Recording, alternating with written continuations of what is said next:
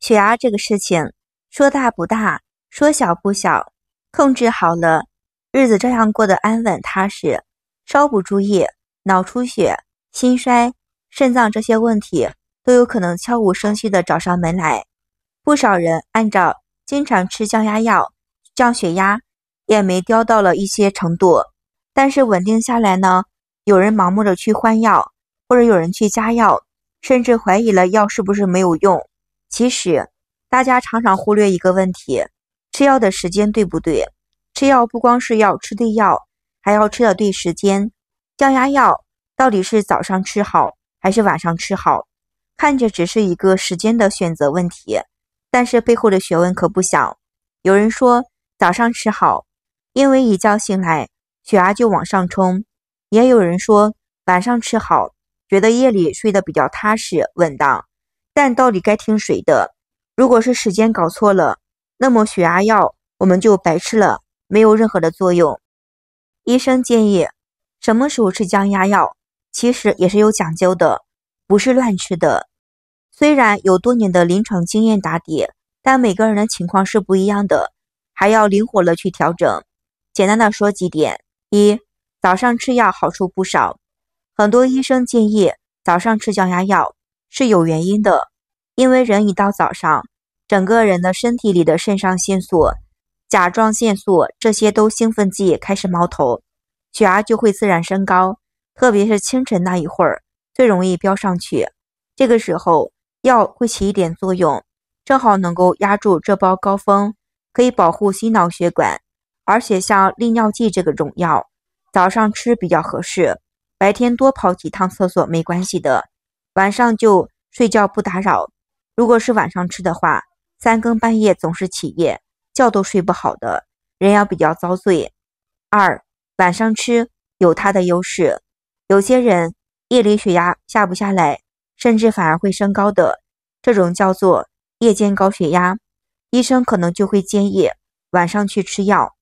那么呢，晚上吃药，在睡觉之前呢，可以减少心梗、中风这些危险的事情发生。而且对一部分的人来说，晚上吃药能够改善睡眠，身体更放松。不过有人晚上吃会头晕的，会乏力，甚至有点低血糖，感觉不舒服，那就得是重新的调整时间。药的种类不同，决定什么时候吃，不同的药品牌不同，吃的时间有变化。我们一些利尿剂的药最好早上吃，给身体留足够的排水，避免夜尿多。比方说一些杀胆的药，这类的药受吃影响饭比较大，有的是空腹吸收好，有的是饭后比较温和。一般建议饭前半个小时吃，饭后半个小时吃，具体要看一下药的说明。关键的时候不要和柚子牛奶一起吃。生活的习惯还有就是身体的反应来定的，最好能在家里面自己测一下血压，或者做一个运动监测，带着数据去看一下医生，适合的时间你吃药的时间是比较好的，相信自己的感受，才能够把我们的血压稳稳的控制住。吃降压药的时候你知道吗？这几种东西千万不能够一起吃，真的不是开玩笑的。你以为吃个药吞到肚子里面就万事大吉了，其实有的食物和药品我们要分开吃的，不然的话会出事的。柚子和降压药不能够一起吃，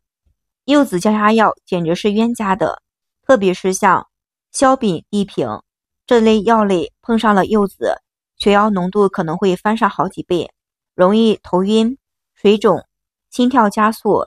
严重的话可能会低血压休克，这可不是吓唬人的。柚子里的成分会抑制了肝脏里的一些酶，让药代替了变化，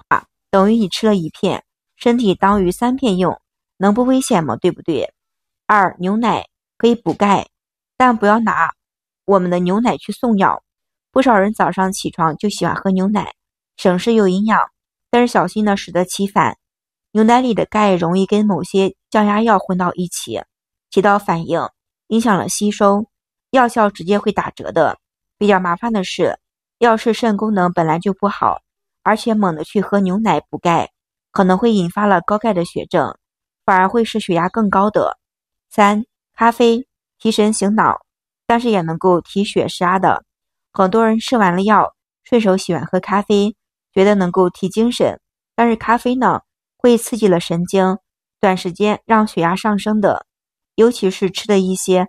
另类的血压的药人，咖啡会削弱药性。你以为血压比较稳定，喝一点咖啡，其实呢是不可以的。4. 酒精，最危险的药搭子，酒精和降压药一起吃，真的是等于玩命的。酒精不仅是影响肝脏对药的代谢，还能够对药物产生不可控的反应。它本身会让血管扩张，加上降压药，降压效果会放大，容易降低血压、头晕、摔倒，甚至是供血不足。有人吃完药喝2口白酒，结果直接就崩了，最后被送到了急诊，真的是个例外，对不对？总之，吃药的期间，嘴一定要管得住，避免该避免的，不要让一顿饭、一杯酒毁了你一整天的努力。降压药到底是饭前吃、饭后吃比较好，也是有讲究的，只要看一下药物，根据自己的情况来说就好了。我们的药呢，一般不能空腹吃，药效很快就能够通过胃，顺利的进到我们的吸收肠道。这样吃的话呢，如果没有阻挡的话，对胃呢有一点刺激的。大多数的降压药都是中长效，比方说的一些药，我们吃过饭之后吃，这样影响不太大，也不要去纠结的。如果你吃的是那一种一天要吃好几次的降压药，建议还是饭前吃比较好，因为饭前胃里空，药吸收比较快，能够起到效果，能够控制血压。而且有的时候确实药对吃饭有效果，就像空腹吃吸收会更好，但有时候有的人胃不舒服，对不对？有的人更适合饭后吃，虽然效果更慢一点，但是呢温和。饭后吃饭前吃，要固定一个时间，不要是今天这个点吃，明天那个点吃，这样对身体是不好的。我们来总结一下，普通中长效降压药，饭前饭后吃都可以，看你自己方便，关键是每天要定时。短效药吸收影响，饭前吃饭后吃吸收更快，肠胃敏感的人可以饭后吃，减少了不适，哪怕是慢一点也值。我们呢，平时不要总是光看书，还要看一些自己我们吃了什么，拿不准的话呢，可以问医生。最踏实的话，讲究的发现了，很多中老年人其实心里都比较孤单的，这种情绪不知不觉会增加的高血压的风险。要是平时老是情绪激动、心烦意乱的、闷闷不乐的、压力比较大的，导致了这样的情绪不好，会让我们的病情变得比较严重。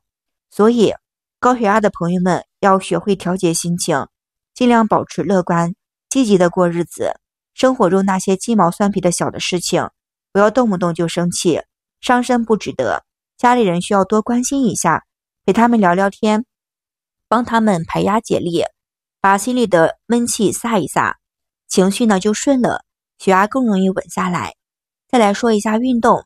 大家都知道运动对身体好，不光可以促进血液的循环，加快了细胞的新陈代谢，能够烧掉多余的脂肪。尤其是胖一点的高血压患者，坚持运动对控制体重、稳定血压比较有帮助，也能够降低其他的慢性病的心血管的风险。建议运动为主，比如散步、慢跑、游泳、骑自行车，这样温和的动作坚持下来效果比较好。可以搭配着一点力量训练、无氧运动，但是不能太猛，关键是根据自己的身体情况量力而行，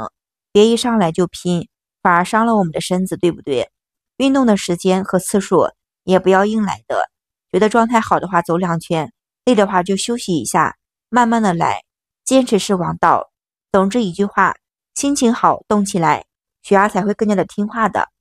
好了，关于血压的一些小知识就分享，非常感谢所有朋友们的支持和谢谢大家，我们明天视频再见。